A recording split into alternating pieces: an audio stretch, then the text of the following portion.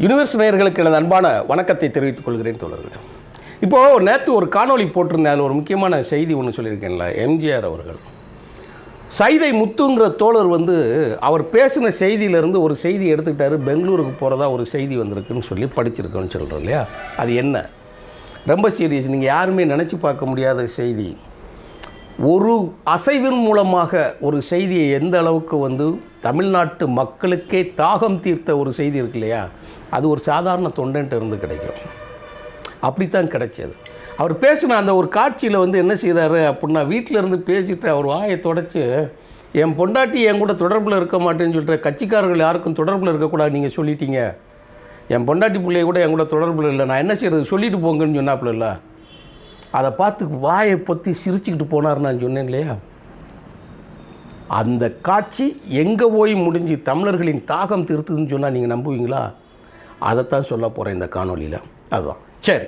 இப்போ எம்ஜிஆர் கேட்டு இந்த செய்தியை கேட்ட உடனே அவருக்கு மைண்டில் அந்த பிரச்சனை தான் முதல் நாள் அவருக்கு பெருசாக இருந்தவுடனே இப்படி செஞ்சானே அப்படின்னு சொல்லி அவர் யோசிக்கிறார். ஏன்னா அவர் மிக சிறந்த இயக்குனர், மிக சிறந்த மனிதநேய பண்பாளர். அதை தாண்டி பார்த்தீங்க அப்படின்னா நல்லுறவு பேணக்கூடிய தலைமை பண்பு மிக்கவர் அப்படின்னு சொல்லிட்டு உடனடியாக முதலமைச்சராக இருக்கக்கூடிய எம்ஜிஆர் என்ன செய்கிறார்னா, இங்கே வா, நாளைக்கு பெங்களூரு டிக்கெட் போடுங்கன்ட்டார். ஆனால் கூட்டம் அதிகமாக யாரும் வர வேண்டாம், நம்ம தனிப்பட்ட முறையில் 3 பேர் போகிறோம் அப்படின்னு மட்டும் சொல்கிறார். அந்நேரமுள்ள யார் முதலமைச்சர்? அது பதிவு செய்யறதுல ஒன்றும் தப்பு இல்லை. வரலாறைத்தான் சொல்லுகிறேன், ஆதாரத்தோடு சொல்லுகிறேன். வழக்கம் போல் நான் சொல்கிறேன். இந்த செய்தியை நீங்கள் எங்கே வேண்டுமானாலும் நீங்கள் பேசலாம். அந்த மாதிரி செய்தியை சொல்கிறேன் நான். இப்போது எம்ஜிஆர் இந்த மாதிரி பெங்களூர் வாரங்கிற செய்தியை கர்நாடகத்துக்கு தகவல் கொடுத்துருங்கன்னு சொல்லிட்டாங்க. தகவல் கொடுத்தாச்சு. மறுநாள் காலை கிளம்பிட்டார். யார்? எம்ஜிஆர் கிளம்புறாரு. கிளம்பி நேராக வீட்டுக்கு போகிறாங்க. வீட்டிலேருந்து ஏர்போர்ட் போகிறாங்க. பெங்களூர் இறங்கியாச்சு. இறங்கின உடனே நேராக அங்கேருந்து என்ன செய்கிறாங்கன்னா, அரசு முறை கார் இருக்கு இல்லையா, பயணம் புரோட்டோக்கால் வரும் இல்லையா, கேரவன் பாதுகாப்பு வசதியோட வண்டி வருது. இப்போது கர்நாடக முதலமைச்சரோட வீட்டுக்கு போகணும். யார்? அவர் பேர் ராமகிருஷ்ண ஹெக்டே. அவர் சொன்ன செய்தி தான் அது. என்னைக்கு சொன்னாருங்கிற செய்தியை கூட நான் சொல்லிடுறேன். 1991 மே 21 ராஜீவ்காந்தி அவர்கள் இறந்த பிறகு முதலமைச்சரானவர் பிரதமரானவர் நரசிம்மராவ். இப்போது நரசிம்மராவ் மேலே ஒரு நம்பிக்கையில்லாத தீர்மானம் கொண்டு வராங்க. நம்பிக்கையில்லாத தீர்மானம் கொண்டு வரப்பட்டு அதில் ஓட்டெடுப்பு நடக்குது. அந்த ஓட்டெடுப்புக்கு கலந்து கொள்ளக்கூடிய வந்திருக்கக்கூடிய கர்நாடக அமைச்சர் ரகுபதி அவர்களும் கர்நாடக முதலமைச்சர் இருக்கக்கூடிய அன்னைக்கு இருந்த ராமகிருஷ்ண ஹெக்டே அவர்களும் 2 பேர் இருக்கும்போது இந்த செய்தியை அமைச்சர் ராஜாராம் அவர்கள் பதிவு செய்கிறாரு. அவர்கிட்ட ஹெக்டே சொன்ன செய்தி தான் புத்தகமாக வந்திருக்கிறது. அந்த புத்தகம் பதிவாயிருக்குது. அது சரி, பார்ப்போமா அது என்ன செய்தின்னு நான் சொல்கிறேன். இப்போ கேட்க உடனே உங்களுக்கு எம்ஜிஆரை பற்றி நீங்கள் ரொம்ப முக்கியமான சம்பவம் நடந்துச்சுல்ல, அது என்னன்னு சொல்லுங்கும் போது அவர் சொல்கிறாரு, எம்ஜிஆர் ஒரு நாள் வந்துட்டார் வீட்டுக்கு.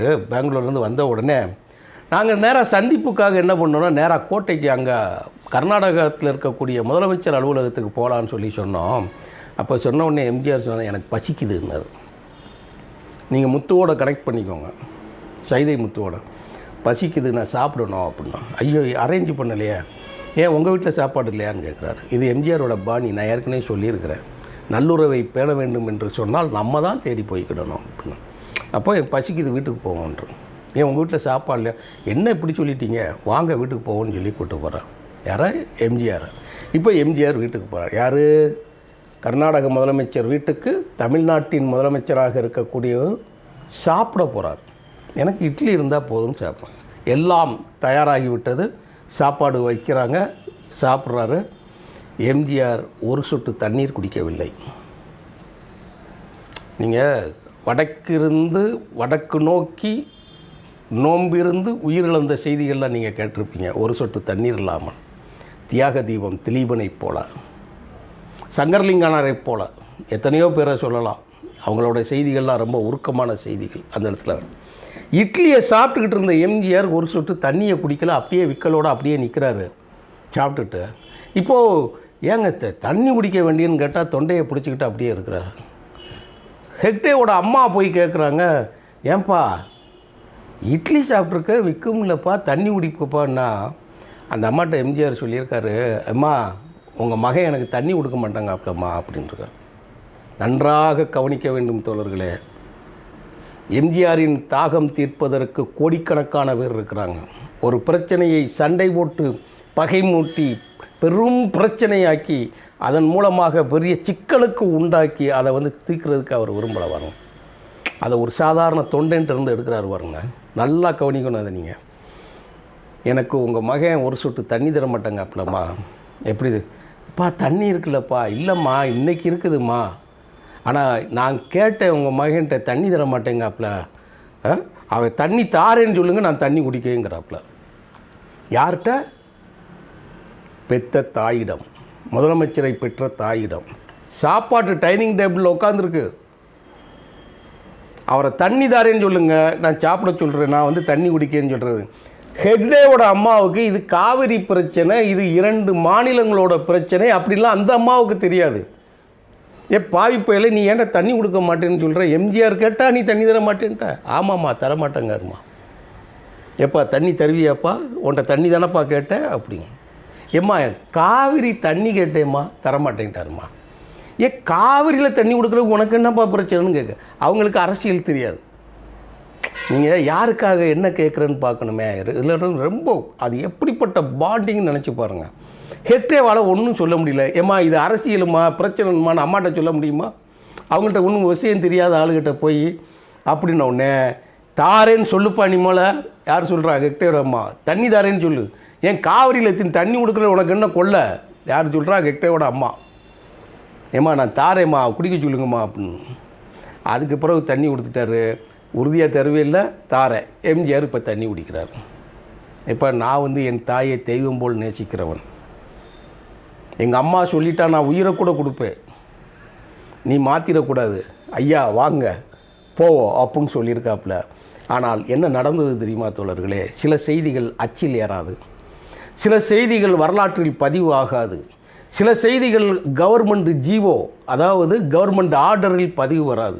அது இல்லாமல் சில செய்திகள் நடக்கும். அப்படித்தான் வெள்ளை அறிக்கை செய்திகள், நக்சலைட் செய்திகள், அந்தரங்க செய்திகள். அந்தரங்க செய்திகள்னால் நீங்கள் தவறாடுங்க. என்ன அந்தரங்க செய்திகள் என்ன என்று கேட்டால், பதவி பிரமாணம் எடுக்கிறாங்கள்ல, அரசின் ரகசியங்களை வெளியே நான் சொல்ல மாட்டேங்கிற ஒரு செய்தி வரும் உள்ள. எல்லாரும் பார்த்தீங்கன்னா நான் அரசாங்கத்தின் ரகசியங்களை ஒருபோதும் வெளியே சொல்ல மாட்டேங்கிற பதவி பிரமாணம் செய்யணும். காப்பு ரகசியம் அதை வெளியே சொல்ல. இந்த மாதிரி செய்திகள் எல்லாம் அது ரகசிய செய்திகளாக இருக்கும். ஆனால் அரசுக்கு தெரியும், அமைச்சரவைக்கு தெரியும். ஆனால் வெளியில் சொல்லக்கூடாது, பொதுக்கூட்டத்தில் சொல்லக்கூடாது, பத்திரிகைகளுக்கு செய்திகள் போகக்கூடாது. அந்த மாதிரி அரசாங்க செய்திகளாக நடக்கும். அப்படி ஒரு தண்ணீர் உன் மகன் தரமாட்டாங்கன்னு சொல்லி அன்றைய வருடத்தில் தஞ்சாவூரில் குறுவை சாகுபடி இருக்கு இல்லையா, அந்த சாகுபடியை தீர்த்த ஒரு மகத்தான மனிதராக எவன் சாட்சியாக இருந்தான்னு பார்த்தீங்க? இந்த சொன்னேன்ல போன வீடியோவில் காமெடி, என் பொண்டாட்டி என் கூட சேர மாட்டேங்க, எனக்கு சோறு வைக்க மாட்டாங்க, எதுக்குள்ள இருக்கான்னு சொன்னார்ல. நீங்கள் வாட்டி யாரோட தொடர்பு கொள்ளக்கூடாதுன்னு சொல்லிட்டாங்கன்னு சொன்ன உடனே இவருக்கு எதில் போய் கனெக்ட் ஆகுது பாருங்கள். அது செய்தியே எதில் கனெக்ட் ஆகிருக்கான்னு பார்த்துக்கோங்க. இது நம்ம சொல்லலை தோழர்களே, பதிவாக இருக்கிறது தான் சொல்கிறேன். பொதுவாக ஆதாரங்கள் சொல்லி நம்ம பேசுகிறது வழக்கம் இல்லையா? இந்த புத்தகத்தில் ஒரு 700 பக்கம் இருக்கக்கூடிய புத்தகத்தில் பதிவாக இருக்கக்கூடிய செய்திகளைத்தான் நான் சொல்கிறேன். ஒரு சாமானியன் கனவு, இதில் இருக்கக்கூடிய பக்கம் 418, 19, 20 இந்த செய்தி முழுமையாக இருக்குது. இது நக்கீரன் பதிப்பகம் வெளியிட்டிருக்கு. அமைச்சர் ராஜாராம் இந்த புத்தகத்தை எழுதியிருக்கிறார். முன்னாள் அமைச்சர் ராஜாராம் எம்ஜிஆரோடும் திராவிட இயக்க தலைவர்களோடும் பெரியாரோடும் அண்ணாவோடும் அவங்க எல்லாரோடும் இந்த குடும்பம் இன்றைக்கும் இந்த குடும்பத்தோடு முக்கியமான வாரிசு காணொளிகளில் பேசிக்கொண்டு தான் இருக்கிறார், அரசியல் தொடர்போடு தான் இருக்கிறார் என்பது ஊரறிந்த உலகறிந்த உண்மை. அவருடைய இருக்கக்கூடிய செய்தி தான் இந்த செய்திகள் இருக்குது. இது இவருடைய அனுபவத்தை எழுதியிருக்கிறார். இவர் தான் சாட்சி. அந்த சாட்சியில் எழுதியிருக்கிறாரு. அந்த சாட்சியில் இவ்வளவு பெரிய செய்தி சொல்லுங்க. ஒரு செகண்ட் வாசிக்கிறேன் பாருங்களேன். என்னப்பா தண்ணீரை குடிக்கவே இல்லையா? இட்லியை சாப்பிட்டு உன் மகன் எனக்கு தண்ணீர் தர மாட்டேங்க, பின்னே நான் எப்படி தண்ணீர் குடிப்பது? அந்த மூதாட்டிக்கு காவிரி தண்ணீரின் பிரச்சனையை பற்றியே எதுவும் தெரியாது எழுதியிருக்கிறது அவர். ஆனால் இது எப்படி பேசி வாங்கினார் பாருங்க. இப்போது காவிரி தண்ணீர் திறக்கப்பட்டு விட்டது. பல்லாயிரக்கணக்கான ஹெக்டேர் இருக்கக்கூடிய நிலங்கள் பாறையைப் போல் வெடித்து பிளந்து இருக்கக்கூடிய ஒரு நிலம் காவிரி தண்ணீர் உள்ளே வந்ததால் கோடிக்கணக்கான மக்களின் பசியையும் தாகத்தையும் தீர்ப்பதற்கு முக்கியமான காரணம் எம்ஜிஆர் நடத்திய ஓரங்க நாடகம். அந்த ஓரங்க நாடகம்ங்கிறது என்ன தெரியுமா? எதிர்வினைக்கு எதிர்வினை இல்லாமல் ஒரு யாரையும் பாதிக்காத ஒரு செயல். இப்படித்தான் தலைவர்கள் ஒரு பிரச்சனையை அணுக வேண்டும். இன்றைக்கி போர் நடந்துக்கிட்டு இருக்குது, அது என்னென்ன பிரச்சனை நடந்துக்கிட்டு இருக்குன்னு பார்க்குறோம். இதோ இன்றைக்கி நான் உங்கள்கிட்ட பேசிக்கிட்டு இருக்கக்கூடிய இந்த நிலையில் இந்தியாவில் மற்ற நாடுகள் மட்டும் இல்லை, அமெரிக்காவில் ஒரு பிரச்சனை நடந்திருக்கு. இன்றைக்கி எலான் மஸ்க் அதிபர் ட்ரம்ப்கிட்ட பேசியிருக்கிறாப்புல. 2 பேரும் மாறி மாறி புகார் சொல்கிறாங்க. கடைசியில் ஒரு புதிய கட்சியை தோற்றுவிக்கக்கூடிய சூழல் உருவாகும் போலன்னு எங்கே சொல்கிறார்? யார் சொல்கிறாரு? எலான் மஸ்க் பேசக்கூடிய நிலைமை இருக்குது. ஒரு பெண் பழியையும் எலான் மஸ்க்கு அமெரிக்க அதிபர் மேலே போட்டிருக்கிறாங்க. எதுக்கு? ஒரு சாதாரண தொழில் பிரச்சனை. அமெரிக்காவில் கூட அப்படி தான் இருக்குது. ஆனால் பிரச்சனையை எப்படி இவர் ட்ரம்ப் கொண்டு போவார் இன்றைக்கி உலகெல்லாம் அறிஞ்ச உண்மை. அமெரிக்காவில் அப்படி இருக்கக்கூடிய பிரச்சனைகளை கூட தனிப்பட்ட நட்பின் மூலமாக எம்ஜிஆர் அவர்களும் ஹெக்டே அவர்களும் பேசி தீர்த்த இந்த வரலாறு இருக்கு இல்லையா, மிகவும் மகத்தானது. தலைவர்களுக்குள் நல்லிணக்கம் இருக்க வேண்டும். அப்பொழுது தான் பொதுமக்களுக்குள் இருக்கக்கூடிய சுமூகமான உறவுகளும் நல்ல ஒரு வாழ்வு அமைவதற்கும் சூழல் அமையும் அப்படிங்கிறத சொல்லி விடைபெறுகிறேன் தோழர்களே. நன்றி, வணக்கம்.